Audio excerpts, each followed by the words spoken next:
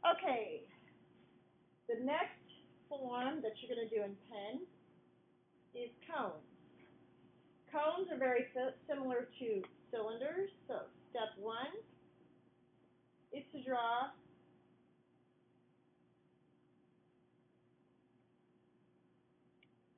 two diagonal lines that make kind of a top of a triangle.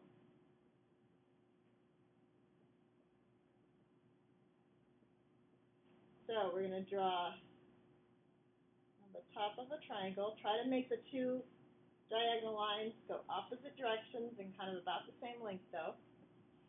Step two is to draw a half of an oval. It curves down on the bottom, so it curves this direction. Not flat, it curves. It's not a triangle. It's got a curve to it. And now we're going to shade.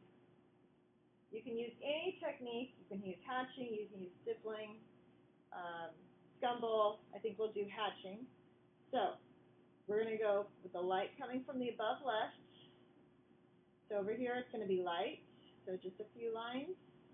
I'm going to leave a white space and it's going to start again. And I'm going to add a few more lines, make it a little bit darker. Keep adding lines to make it darker. And then I can cross hatch in there to make it dark. Now remember, cross hatch doesn't go at the very end because that's where it has the reflective light. The shadow is going to come to a point and curve a little bit back into here. So again, this needs to be cross hatched because it's pretty dark. It is the shadow, although it depends on the time of day and several other things factored into that too, how close the light is to it, if it's inside. So there's your cone. And that's the only one we're going to do for cones. Okay? All right, moving on to spheres, your last form in pen. Spheres. Step one, your basic shape is a circle. So when you go to draw your circle, draw short little curved lines about the same size every time and turn your paper.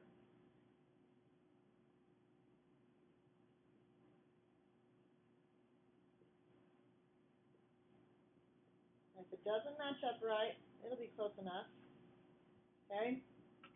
I have a little bit of a flat spot there, so I could adjust that if I wanted a little bit. I can't erase, so I just have to deal with that line being in there. All right, my light is going to come from the above left, so I'm going to shade. Okay, now, there's going to be a white space, and I'm going to draw that in with pencil so that you kind of know where it goes.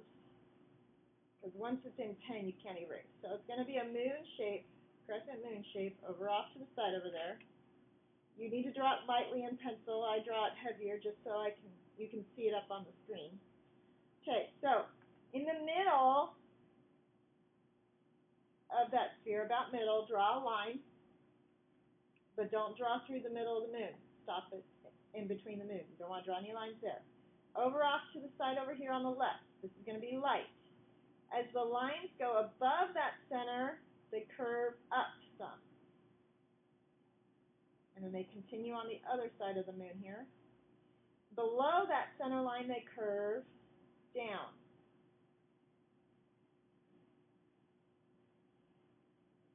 So there's my light area.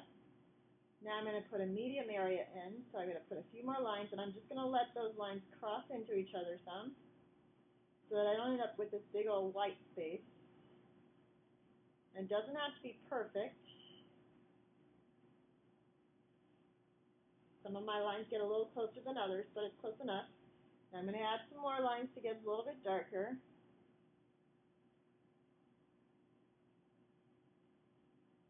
Remember, they kind of curve up above, and they curve down for below. Going to give it that shape of a rounded feeling. And then for my cross hatching, it's going to go in the middle of that darker area. It's not going to go all the way to the end, and it can even curve this way some to follow that curve on the moon. And then, just so you can see it better, you don't need to erase, but I'm going to.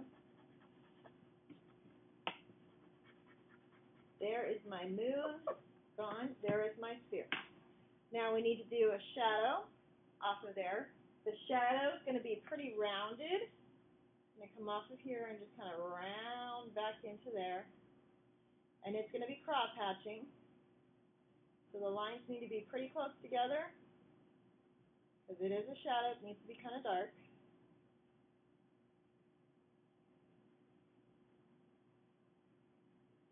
That looks pretty dark already, but I can go darker because I can cross hatch.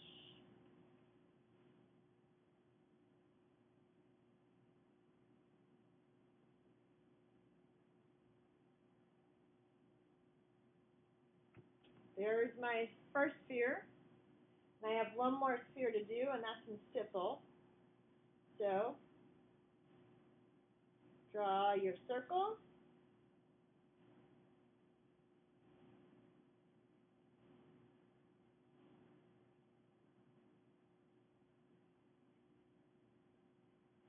There's my circle. My light is still going to come from the above left. So my moon is still going to go over here on the left side. So over here on the left, I'm going to put just a few dots. I'm going to leave a white space, kind of like a crescent moon. I'm going to do the few dots again. And I'm going to get a little bit closer.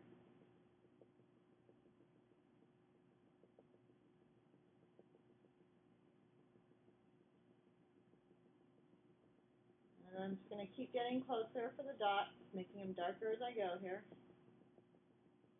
Not making the dots darker, but the value darker by putting more dots.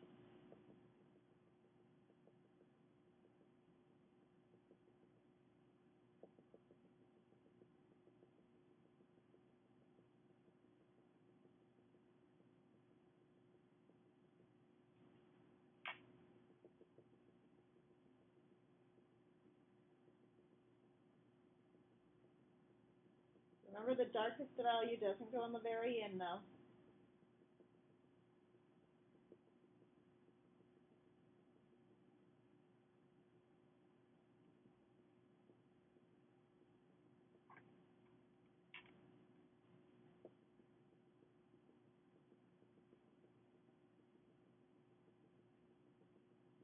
Stipple takes a while because it doesn't fill up very quickly.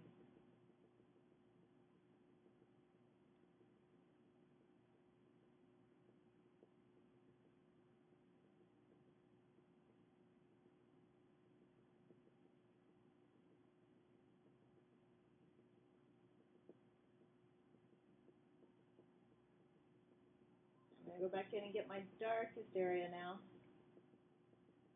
Really build it up. I'm not putting it on the very edge, though. The dark shadow over there. My side on the right gets a little bit lighter, but it's still darker than all of this over here. A little too light for me still. I got to darken that up just a little bit. Get that to blend a little bit more. Okay, now the shadow. My shadow will be the same shape as the other one. And lots of dots. Because it's dark, the shadow is dark. So we have that reflective light so that it doesn't blend in to the shadow. Bounces off the edge and bounces onto off of the counter or table or whatever it's sitting on, floor. Creates a lighter value right in there.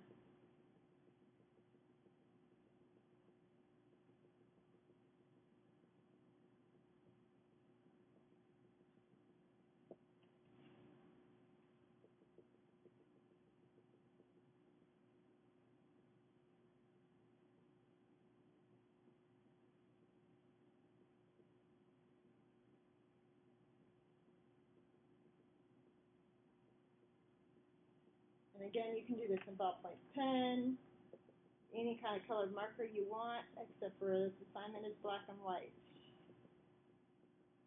You can do a fatter Sharpie, make bigger dots.